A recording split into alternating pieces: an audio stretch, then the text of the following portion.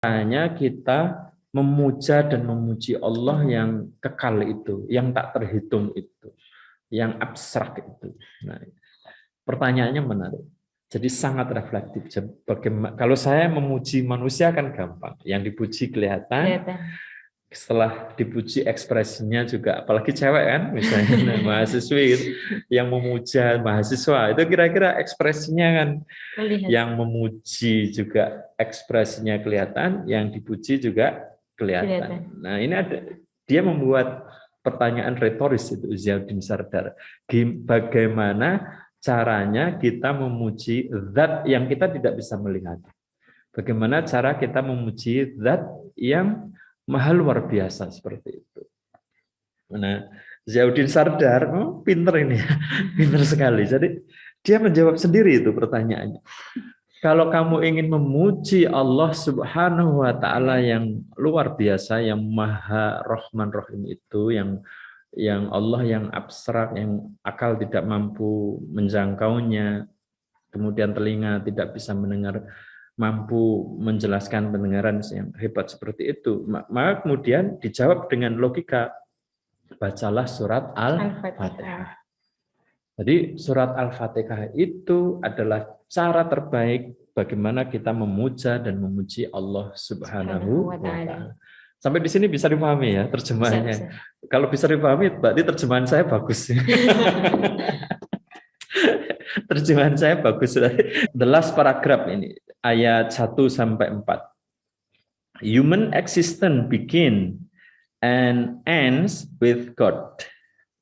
Jadi inna lillahi wa inna ilaihi raji'un. Jadi eksistensi manusia itu berawal dan akan berakhir dengan Allah Subhanahu wa taala.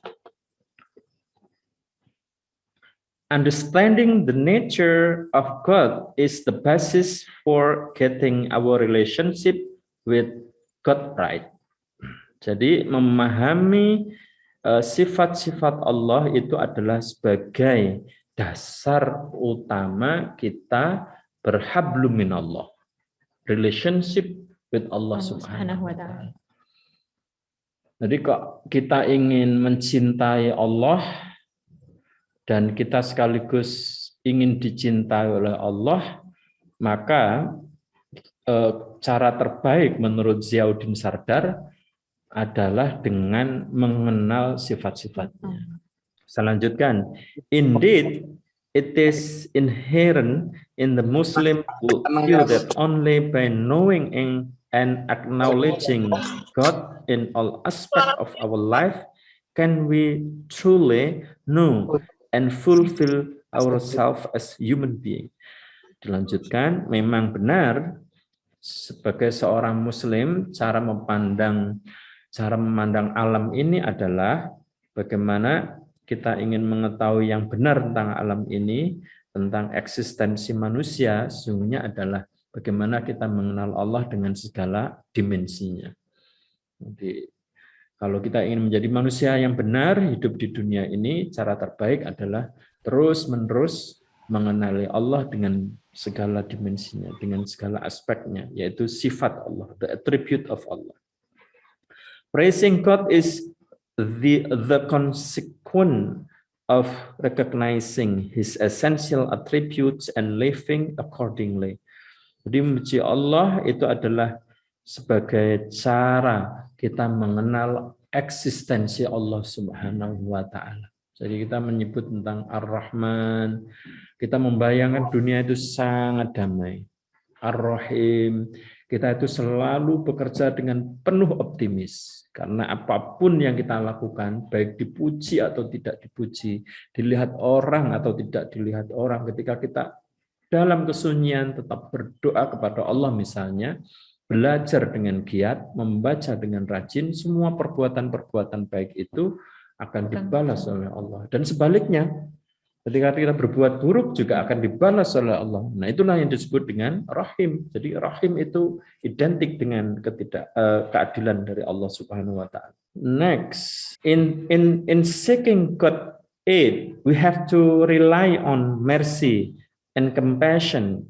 So surely it is incumbent on each and every individual to reflect and demonstrate these qualities in all their action, in all their relation with other people and the world in which we live.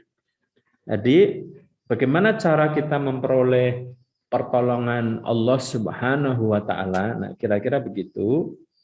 Misalnya iyyaka na'budu wa iyyaka nasta'in. Gimana sih supaya kita mendapatkan pertolongan dari Allah? Ziauddin Sardar menuliskan kita harus melaksanakan sifat-sifat kasih dan sayang dari Allah Subhanahu wa taala. Jadi mencoba melihat manusia itu secara adil. Kita sayangi tanpa membedakan ras, agama, dan jenis kelamin. Kita tulus mencintainya. Kemudian yang kedua, menilai seseorang berdasarkan atas perbuatan dan tindakannya. Jadi bukan karena pertemanan misalnya. Jadi menilai seseorang atas prestasinya, menilai seseorang atas kerjanya, menilai seseorang atas perbuatannya. Nah, itu kalau kita ingin mendapatkan pertolongan dari Allah Subhanahu wa taala. Terakhir, kalimat terakhir, when we look around us at the state of the world clearly, in too many cases repeating the words of prayer is no substitute for listening to them and thinking about their meaning. Saya ulang sekali lagi.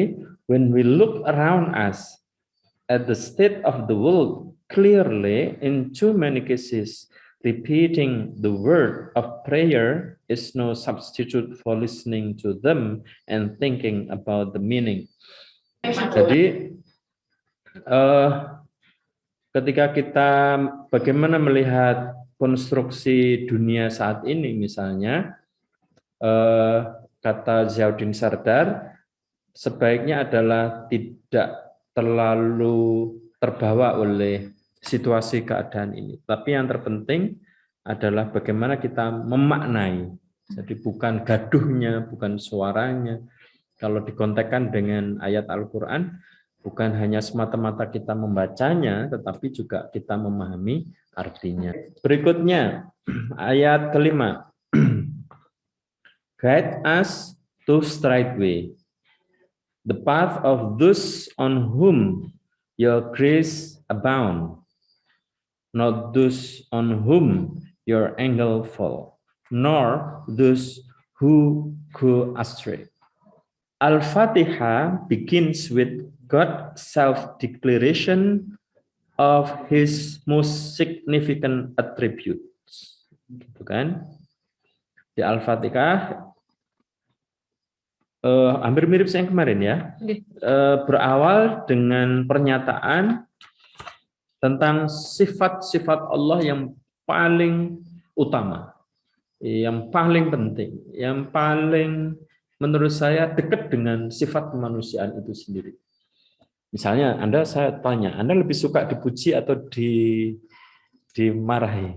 Dipuji. Nah, itu kan manusiawi. Jadi keren sekali ini si refleksinya Ziauddin Sardar. Jadi sifat-sifat Allah yang dituangkan di dalam surat Al-Fatihah itu adalah pernyataan dari sifat-sifat Allah yang paling utama. Berbicara tentang kuasa kekuasaan misalnya. Bumi tidak akan pernah habis-habisnya kontestasi apa? Kekuasaan. Kekuasaan secara politis itu belum kekuasaan yang lain. Saya lanjutkan.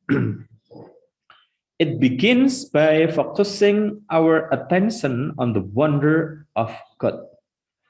Naturally, if we appreciate God, our response is to praise and worship Him. Jadi Al-Fatihah berawal dengan memberi perhatian yang utama tentang rasa ingin tahu kita kepada Allah. Jadi Allah, nanti saya harap dengan kita mengkaji ini nanti baca Al-Fatihahnya menjadi khusyuk, Khusyuk. Lebih jadi khusyuk lagi. lebih interaktif itu, Memaknai. lebih khusyuk harapan saya. Naturally, if we appreciate God, our response is to praise and worship. Jadi kalau kita memuji Allah, sungguhnya kita adalah menyembah Allah. And from whom else should we seek aid and guidance? Nah, ini ada pertanyaan. Lalu kepada siapa lagi sih kita memohon bantuan dan bimbingan? In particular, we pray to be guided toward the straight path. Ya, jadi we pray to be guided. Secara khusus di dalam Al-Fatihah itu ada tuntunan berdoa supaya kita dibimbing oleh Allah Subhanahu wa taala straight path. Ihdinas siratal mustaqim. Jadi kita dibimbing oleh Allah, jadi kita berdoa ihdinas siratal mustaqim. Jadi kita minta dibimbing. We pray to be guided toward the straight path. Apa itu straight path? A way that will lead to success. Oh, bagus banget ini diksinya ya. Menarik ini. A way that will lead to success in this world and salvation in the hereafter. Jadi sebuah jalan yang mengantarkan kita kepada kesuksesan dan besok di hari pembalasan di mana? Di akhirat. Jadi ketika kita membaca ihdinas siratal mustaqim, nah, itu lafadznya adalah ihdinas siratal mustaqim. Tetapi makna yang kita harapkan dari Allah sungguhnya adalah ya Allah, berilah kami kesuksesan fid dunya hasanah wa fil akhirati hasanah. Jadi kesuksesan di dunia dan di akhirat. Basically we are asking God to illuminate both the truth itself and the way to the truth. Jadi kita juga dengan baca ihdinas siratal mustaqim, kita itu minta dibimbing kepada kebenaran. Ya Allah, bimbinglah kami menuju kebenaran dan sekaligus tunjukkan jalannya menuju kebenaran. Nah, kira-kira gitu.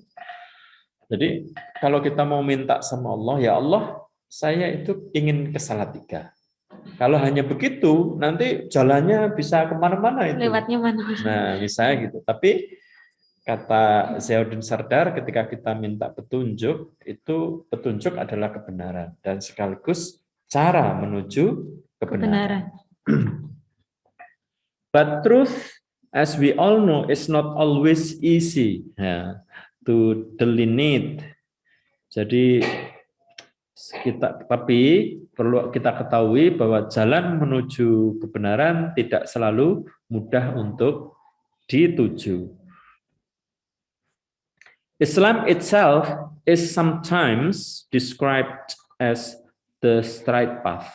Jadi sungguhnya ihdinas siratal mustaqim itu ya artinya ihdinas siratal lil Islam. Jadi mustaqim itu ya maknanya adalah Islam itself, Islam itu sendiri. Like truth, Islam can be complex and open to a number of diverse interpretations. Jadi Islam bisa jadi kompleks dan membuka ruang untuk tafsir yang berbeda-beda. The straight path can thus be defined in a number of different ways. Maka bisa jadi juga jalan yang lurus juga bisa diartikan dengan cara yang berbeda-beda. There is a sense in which any road we follow can be called a straight path, simply because no matter how many twists and turns it takes, however many interactions it has, eventually it will get us to our destination. If we just keep going somehow, by whatever route we will inevitably arrive. Jadi kadang menuju jalan yang lurus, menuju jalan Islam itu sendiri tidak langsung to the point, sekali jalan langsung kemudian kafah. Tapi kita selalu berkelindan antara benar dan salah, antara dosa misalnya dengan pahala. Nah, pesannya Ziauddin Sardar adalah kita harus keep going on. Jadi keep move on. Jadi kita terus saja, jangan pernah berputus asa. Somehow dan suatu ketika kita akan tidak disengaja kita pasti akan sampai. Gitu kira-kira. Seperti kita kadang rajin, kadang enggak, kadang rajin sholat, kadang rajin ngaji, kadang enggak gitu. Tapi kita yakin saja gitu bahwa suatu ketika kita akan dapat surga. Kalau kita ujian kuliah selama 4 tahun atau sekolah di SMA 3 tahun, kadang juga rajin, kadang juga malas, kadang juga disiplin, kadang juga molor. Nah, yang penting kita tidak berhenti di dalam menjalani proses. Nah, kira-kira seperti itu. Karena nggak pernah, life is never flat. Jadi nggak pernah flat gitu. Nah, yang penting itu keep going on. Jadi keep moving on. Itu yang penting. Jadi susah kita itu. Misalnya sehari saja tidak ada rasa malas.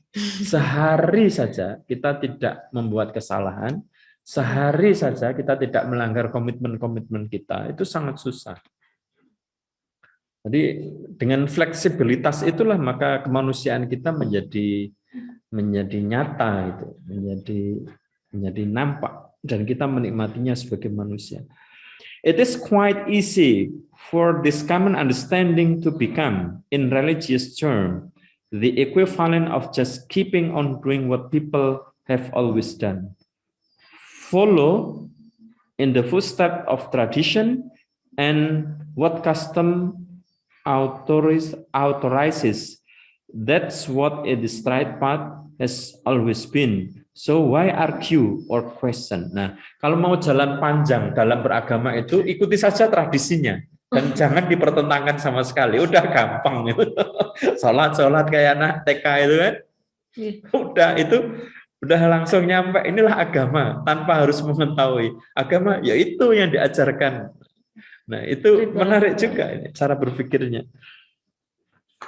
Ini sudah adzan ya. Satu baris ini terakhir. But I'm less and less convinced that this can be an appropriate way to understand the meaning of the right path. Tapi dia nampaknya si Ziauddin Sardar nggak yakin deh. Kalau hanya mengikuti, maka itulah yang disebut dengan jalan yang benar. Tanpa mempertanyakan, itu dia ragu. Maka jamaah kajian kitab putih, baik yang menggunakan offline yang hadir di studio ini maupun yang live streaming ada di rumah masing-masing, untuk penegasan dalam sesi kali ini saya merasa ada yang melekat dalam hati dan pikiran kita. Yang pertama adalah makna Rahman. Jadi Ar-Rahman itu ternyata semuanya dapat langsung given, taken for granted. Jadi semuanya mendapat dari Allah Subhanahu wa taala. Sementara Rahim hanya diberikan kepada orang-orang yang selalu berusaha untuk menghindari larangannya dan selalu melaksanakan perintah-perintahnya, dan kemudian besok di akhirat dia akan merasakan mendapatkan pahala itu. Saya masih ingat bagaimana cara memuja dan memuji Allah Subhanahu wa taala adalah dengan baca Al-Fatihah. Bagaimana supaya kita dicintai oleh Allah Subhanahu wa taala dan kita mengenal Allah Subhanahu wa taala dengan cara mengenali sifat-sifatnya yang tertuang di dalam surat Al-Fatihah, karena surat Al-Fatihah adalah merupakan sifat-sifat Allah yang paling utama. Sampai bertemu bulan depan. Mohon maaf jika ada salah dan kurangnya. Billahi fi sabil haq fastabiqul khairat. Wassalamualaikum warahmatullahi wabarakatuh. Waalaikumsalam warahmatullahi wabarakatuh.